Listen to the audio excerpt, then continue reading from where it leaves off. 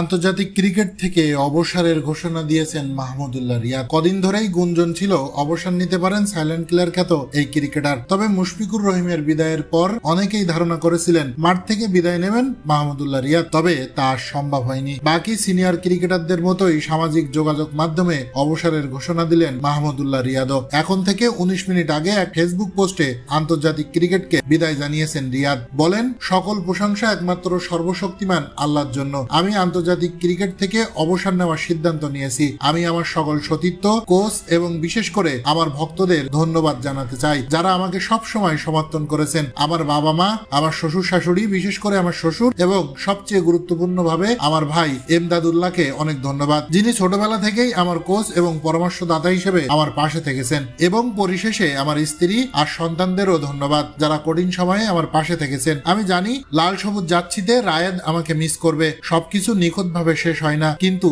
তুমি হ্যাঁ বলো এবং এগিয়ে যাও।